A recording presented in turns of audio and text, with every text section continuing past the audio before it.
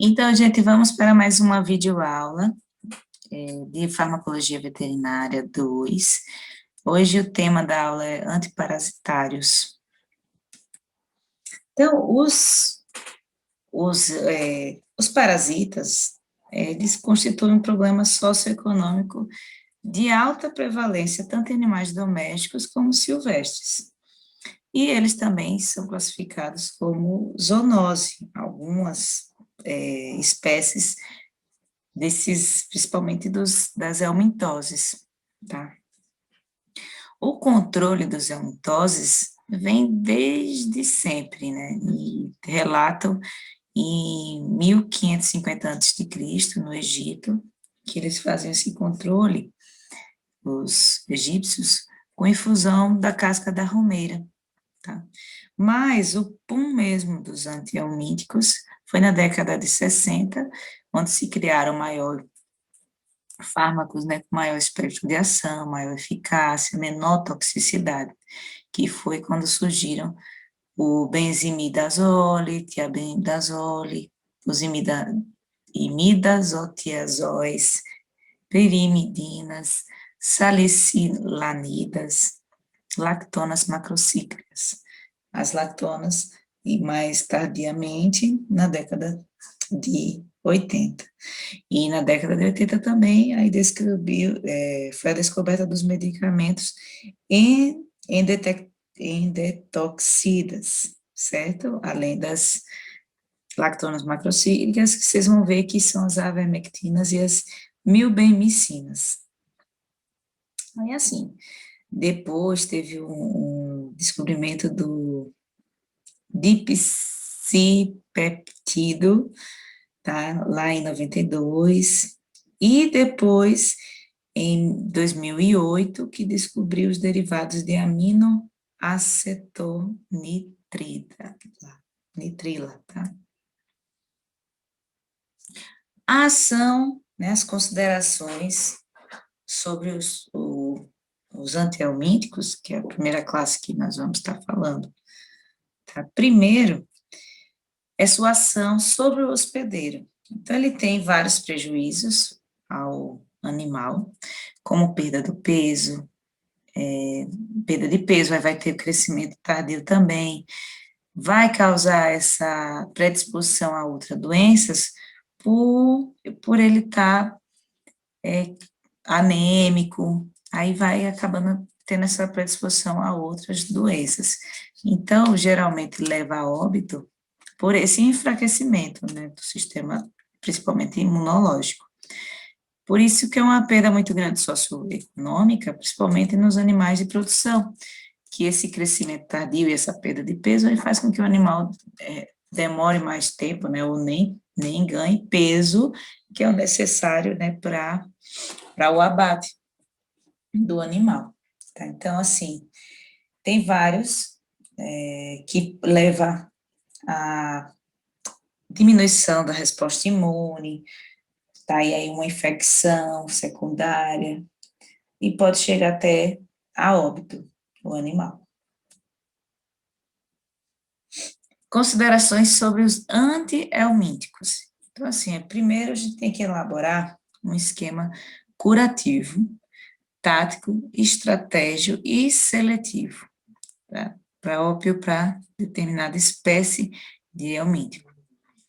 Esse controle dos parasitas vai ser para controle nos órgãos e nos tecidos também.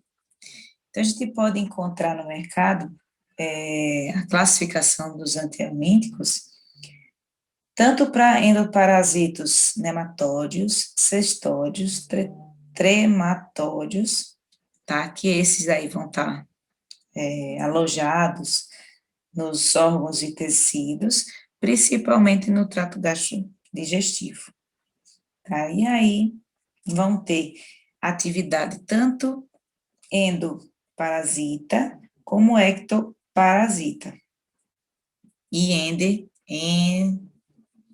endectocidas, tá? Então, assim, acaba sendo a maior consideração desses antihelmínticos. Característica ideal. Então, composição química estável, ação sobre estágios adultos, imaturos e em desenvolvimento ou inibidos, não interferir no estabelecimento da imunidade do animal, e aí é importante ser de fácil administração, principalmente com um grande número de animais.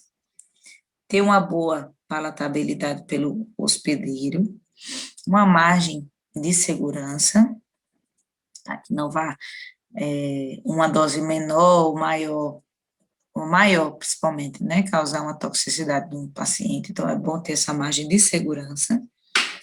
Compatibilidade com outros compostos, para poder fazer, né, o sinergismo com outros compostos, você poder associar com outros antihelmínticos ou antiparasitários, não, né, ou causar ausência em resíduo no leite e nos tecidos, ter uma favorável relação custo-benefício, importantíssimo, né? Então, não ser tão caro, principalmente quando a gente fala de rebanhos, de aplicação em rebanhos. A ótima dose, né, uma dose de segurança, eliminação de mais de 95% dos parasitas adultos, mais segurança, né, sem causar toxicidade para o animal. A formulação e administração, então, eles podem ser administrados via oral, parenteral ou cutânea, tá? Então, essa baixa solubilidade na água de alguns compostos antihelmínticos tem sido uma das limitações no desenvolvimento de formulações mais estáveis e não irritantes para administração parenteral. Então, aí eles são a solução hidrossolubilidade e uma boa lipossolubilidade.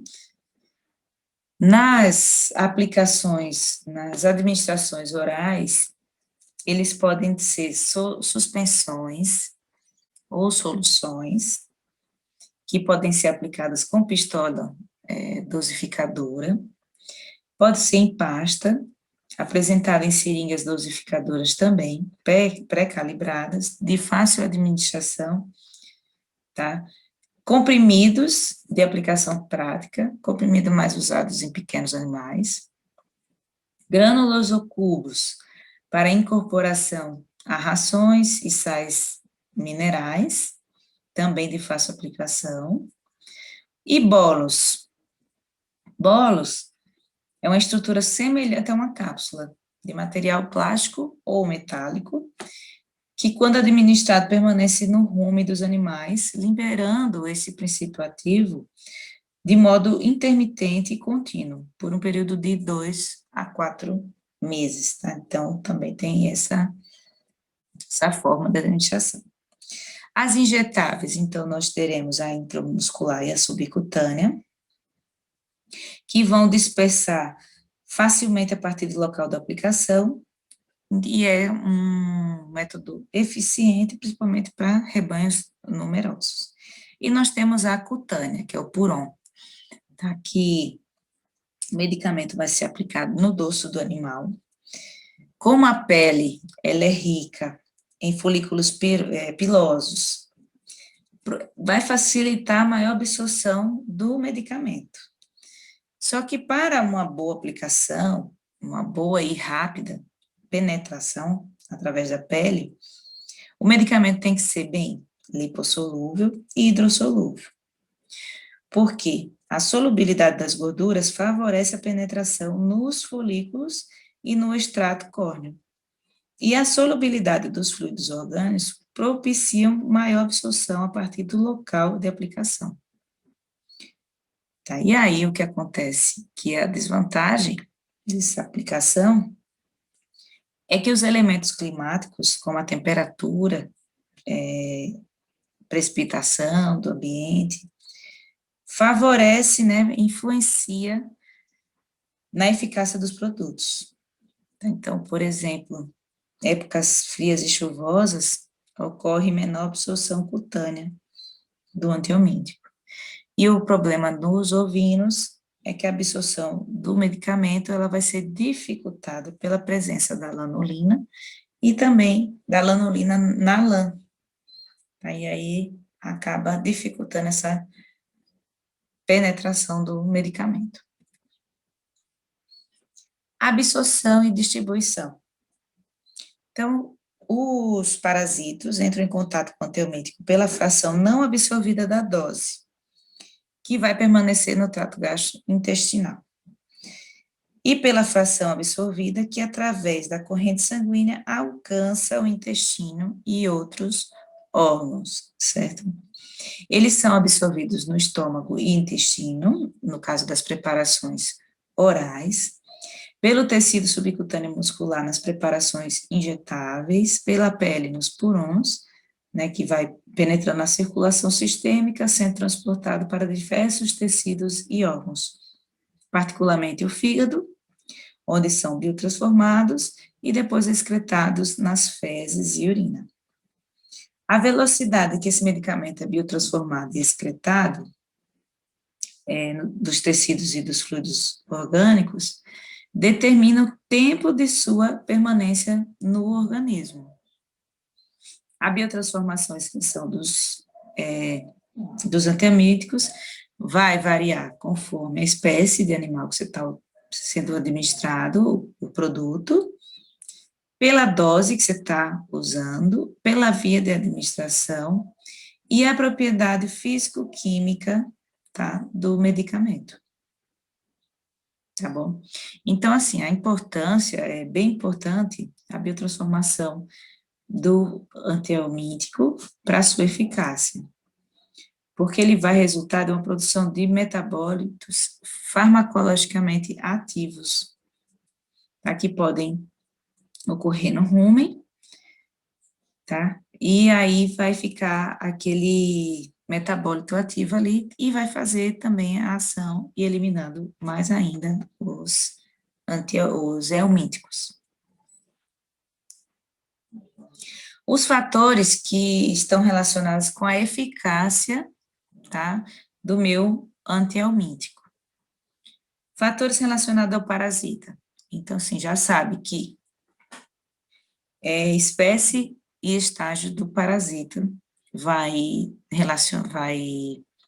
relacionado à eficácia do meu antieumítico. Por quê? Depende de qual estágio o parasito está para eficácia. Então, por exemplo, o hospedeiro vai ter várias espécies de eumíticos, e nem todos têm a mesma sensibilidade a derivados ou diversos grupos químicos de antieumítico. Então, quando tem o eumítico em estágios imaturos são geralmente mais sensíveis do que os adultos. Tá? Então, assim, quando você tem muito adulto e pouco imaturo, você vai matar muitos imaturos e não pode dizimar todos os adultos. Então, isso aí é um fator que vai influenciar na minha eficácia. Carga parasitária também. A presença de elevado número de parasitas no trato gastrointestinal diminui significativamente a biodisponibilidade de alguns medicamentos. Então, já sabe que quanto mais diminui a biodisponibilidade, certo? Então, tem um exemplo da fascícula hepática, tá, que aí pode causar alterações da sulfonação do albendazole pela quantidade, né, de carga parasitária, e aí vai diminuir a atividade enzimática. Outra questão que é bastante importante, tá, é a resistência dos parasitas ao antiemíticos. Então, vocês já devem ter ouvido falar de resistência a antibióticos, que a gente vai falar também disso na aula de antibiótico, mas também há a resistência aos antiparasitários, que a gente vai falar mais sobre isso. O que acontece? O uso inadequado, tá, do antieumítico. Então, como é isso? É usar doses baixas, não administrar no tempo correto, e aí o eumítico, ele vai criando essa resistência. Então, você passa a dar o antieumítico, é a mesma coisa que nada, não morre. E se morre, morre pouca quantidade do helmíntico e vai ficando aqueles helmínticos que estão resistentes ao princípio ativo. Tem mais ocorrência em ovinos e caprinos, tá? Vai ter essa resistência, vai causar alterações no sítio de ação do fármaco, diminuindo a absorção, tá? E aumentando o metabolismo do helmíntico. Pode ter uma resistência paralela, ou cruzada, ou múltipla. Para evitar essa resistência, o ideal é programas estratégicos com uso racional e rodízios de antihelmínticos com diferentes mecanismos de ação, tá? Então, aí fazer aquele sinergismo de ação. A resistência, ela é observada, né, entre os princípios ativos do mesmo grupo químico, como um modo de ação similar, tá? Que é quando a gente chama de resistência paralela. E os grupos químicos que envolvem diferentes mecanismos de ação, a gente vai chamar de resistência múltipla, tá? Ou cruzada. E aí a evolução da resistência pode ser retardada pelo desenvolvimento de programas estratégicos com uso racional. Tá? Então, isso deve ser feito para evitar a resistência, né, aos antihelmínticos. Um outro aspecto da eficácia dos medicamentos antihelmínticos é a sua utilização nas várias espécies animais e raças. Muitos medicamentos têm seu uso limitado em determinadas espécies animais, sendo este limite relacionado com a eficácia sobre as espécies de parasitos, tá? A farmacocinética e a tolerabilidade pelo hospedeiro. As doses dos benzimidazóis indicadas para ovinos parecem não ter a mesma eficácia no controle de parasitos em caprinos, isto provavelmente devido à menor disponibilidade dos compostos após a administração oral nos caprinos, resultante de uma absorção gastrointestinal ineficiente. Tá? Então, assim, outra questão é a composição e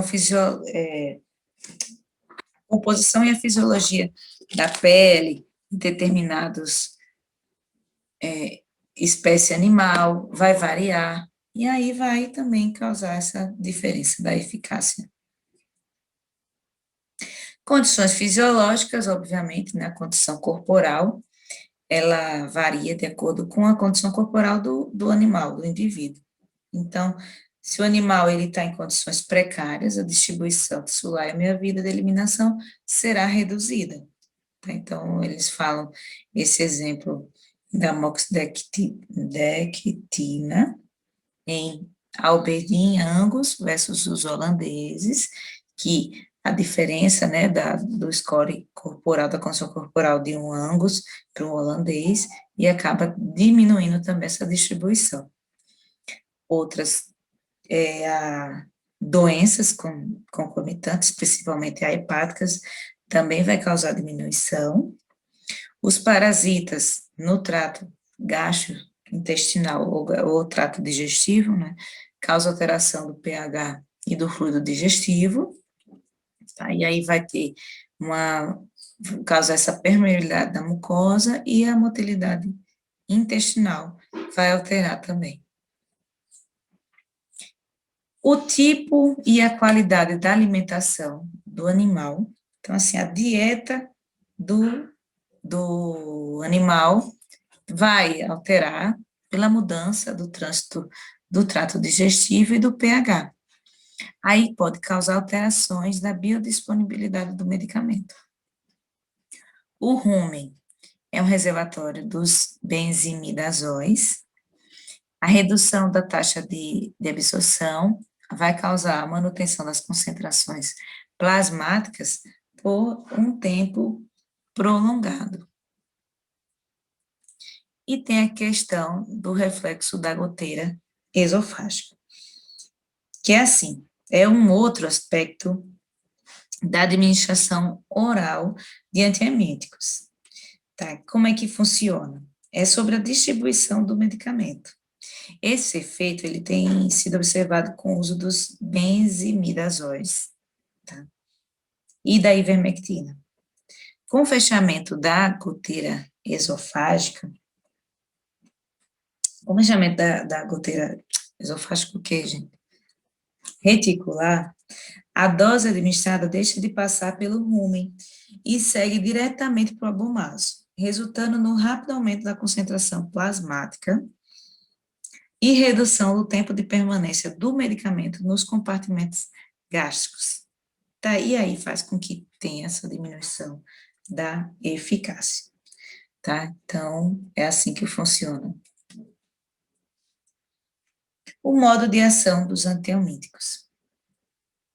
Então, ele vai principalmente agir na produção de energia, na coordenação neuromuscular e na dinâmica microtubular, causando a destruição do parasita por inanição, quando são esgotadas suas reservas energéticas, ou a sua expulsão decorrente de paralisia, tá? Então, ele vai agir principalmente, vai obter, os helmintos, eles obtêm a energia através da fermentação dos carboidratos, né, que vai ter, vai reduzir, vai ter o ATP e o glicogênio para sobreviver. E aí, o modo de ação dos nossos antiemíticos é na redução dos níveis de ATP e glicogênio, tá? E aí, consequentemente, a morte do helminto. A finalidade de associar os medicamentos, né, fora para reduzir lá a resistência aos antihelmínticos, é aumentar ou complementar a atividade contra os helmintos. Então, a gente faz uma associação de fármacos que agem em outros tipos de parasitas. Tá? E aí vai ter um amplo espectro e vai matar, vamos eliminar todos os parasitas. Outra característica que é importante falar é sobre os resíduos em produtos cárneos e lácteos e o impacto ambiental do uso inadequado dos antihelmínticos. Então, encontraram presença dos antihelmínticos no músculo, fígado, rins, gordura e leite. Também tem questão do impacto ambiental, que os endectocidas excretados nas fezes de forma inalterada, ele fica lá e tem efeitos adversos sobre artrópodos e nematóides, que colonizam no bolo fetal. Que esses artrópodos, eles têm uma importância na cadeia ecológica. Então, como você vai ter, né, essa forma inalterada do antiparasitário, acaba causando uma alteração do ecossistema. E para vocês terem ideia, a meia-vida da ivermectina no solo é de 91 a 217 dias.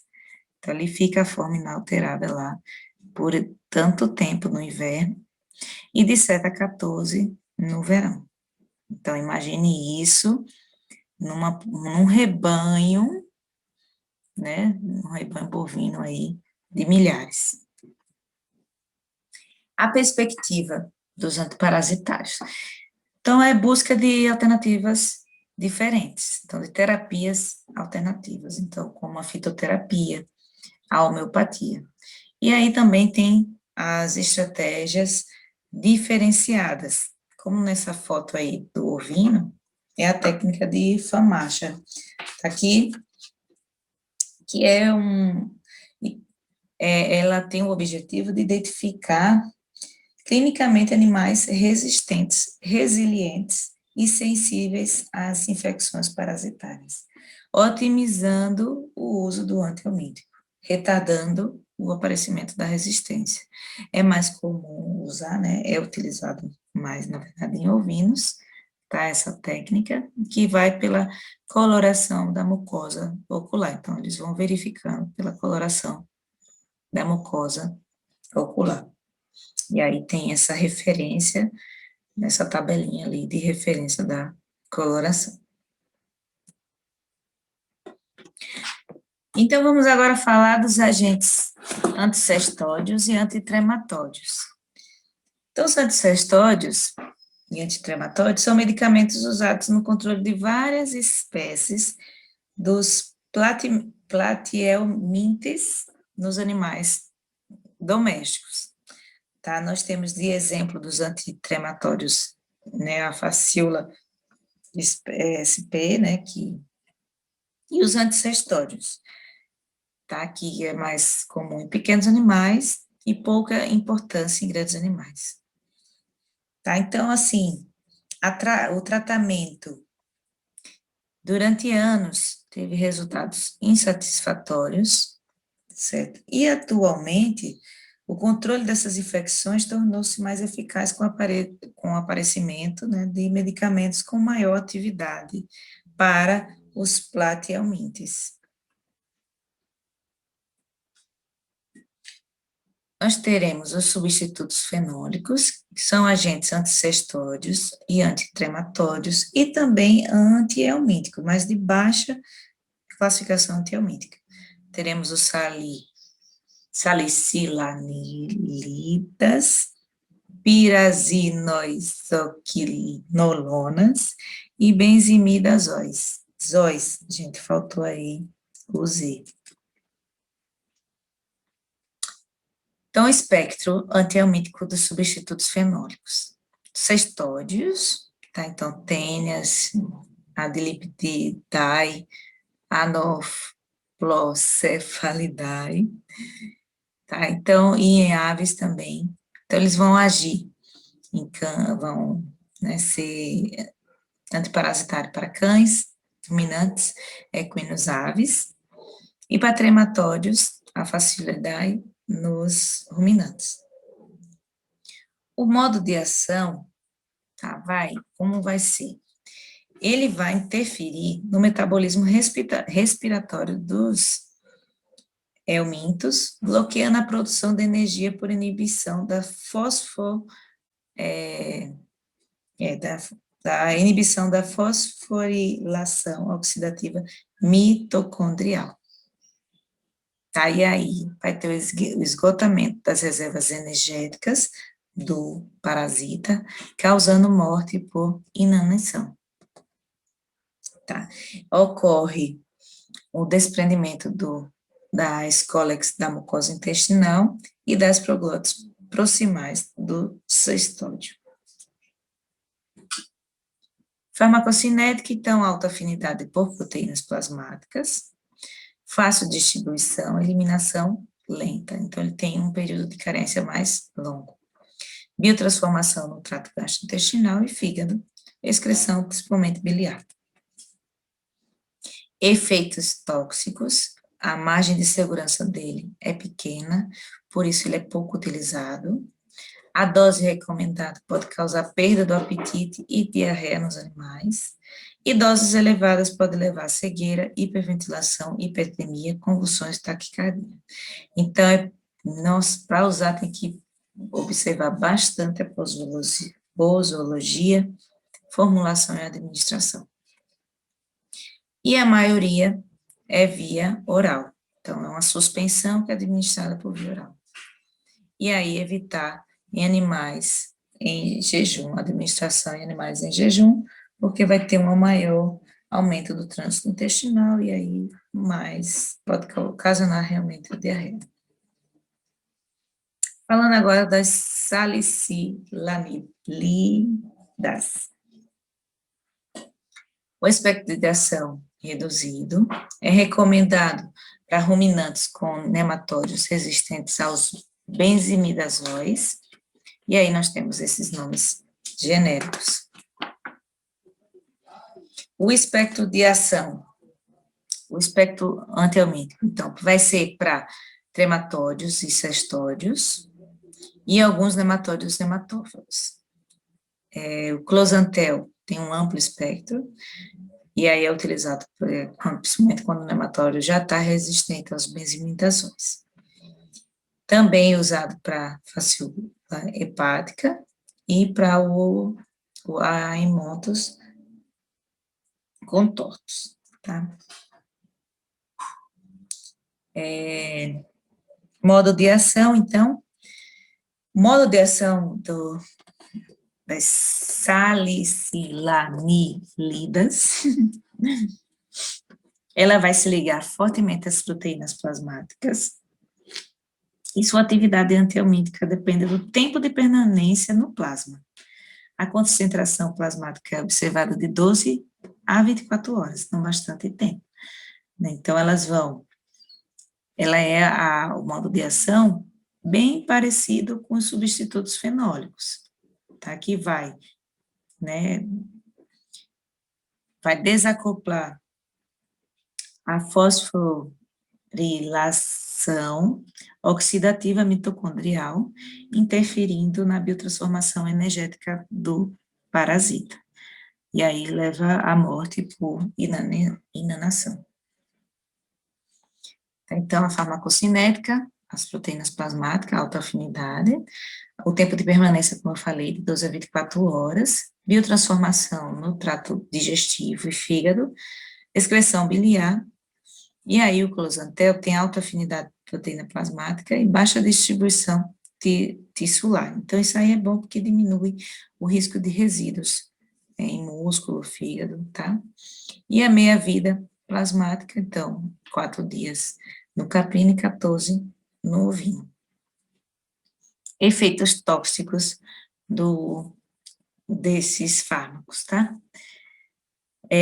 A característica da intoxicação desses compostos vai ser respiratório, principalmente. Mas eles são observados principalmente em animais que estão submetidos a estresse, ou em condições nutricionais ruins, ou que eles têm uma alta carga parasitária, é onde vai ser mais. Então, qual é o efeito tóxico? Pode apresentar de 2 a 4 dias após a administração, tá? Mas o principal é que o animal vai ter uma dificuldade respiratória, incoordenação, ataxia, e aí pode levar à morte do paciente, certo? E aí, midríase também. Posologia.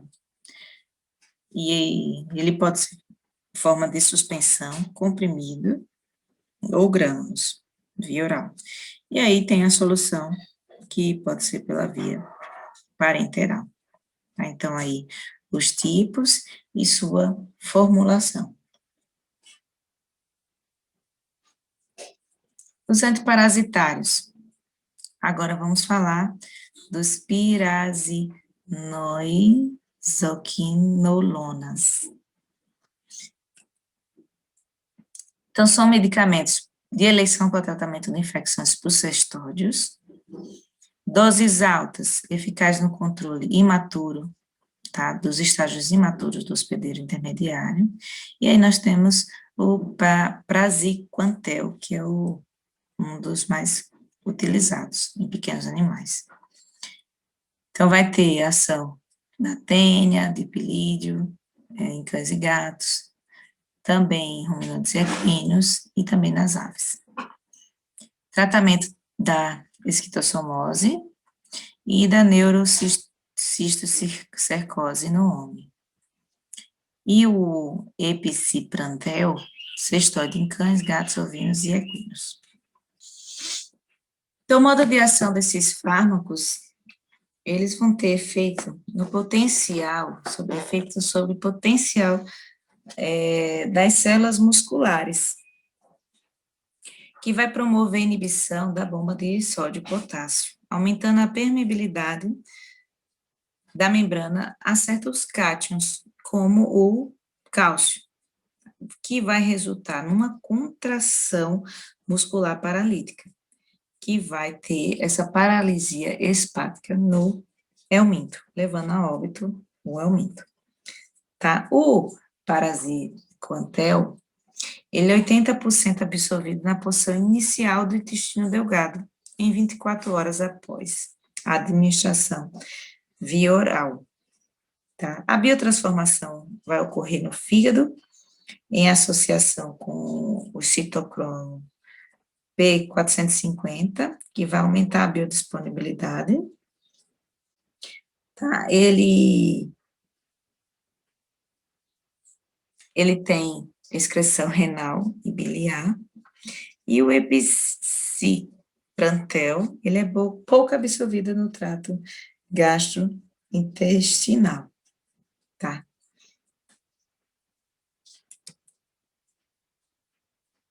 Os efeitos tóxicos. Ele tem uma tolerabilidade boa em diversas espécies animais, tá? As reações adversas são poucas, são poucas horas após a administração, tá? Então, vai causar náusea, vômito, pode causar uma cólica, e está contraindicado em animais com menos de 4 semanas, cães, e gatos com menos de 6 semanas de vida.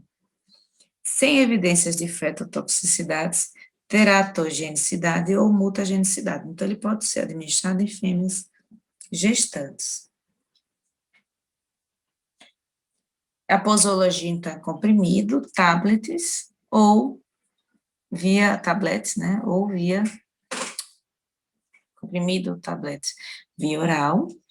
E aí tem a solução, que é a forma parenteral, no máximo 3 ml por local de aplicação.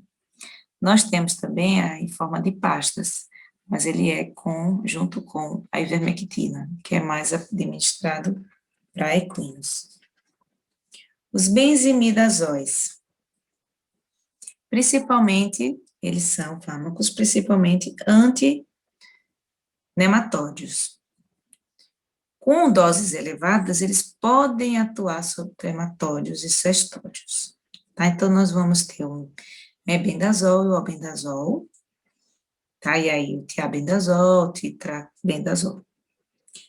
O espectro antihelmíntico, então, tem o triclabendazole, que vai ser para estágios adultos imaturos da facíola, e aí eles podem causar essa resistência à facíola hepática em ovinos e bovinos. Há relatos de resistência, tá, desse fármaco à facíola hepática em ovinos e bovinos. O modo de ação desses medicamentos vai estar relacionado a uma desorganização estrutural no tegumento dos cestódios e trematódios, causando sua destruição. Tá? Então, ele vai... Assim, o mecanismo ainda precisa ser mais elucidado, ainda não tem, assim, uma confirmação de tudo. Mas eles verificam que ele causa uma interferência na captação de glicose do parasito. E aí vai ter uma interferência, né, no metabolismo energético e na coordenação neuromuscular, e aí levando a óbito parasito. Farmacocinética, então, absorção no trato digestivo, ele tem uma alta afinidade à proteína plasmática, biotransformação hepática e excreção, principalmente biliar, é contraindicado em fêmeas em lactação, porque o medicamento vai no leite, e a concentração plasmática decresce lentamente em 12 dias. Efeitos tóxicos somente em altas doses, então leva a coordenação, fraqueza dos membros posteriores ou pélvicos, anorexia e redução da AST, ALT no fígado, colesterol e nitrogênio ureico. E ele é por via oral, a suspensão via oral. Agora vamos ir para uma nova classe, eu acho que eu vou parar por aqui e vou gravar uma nova aula, certo? Para não ficar tão pesada.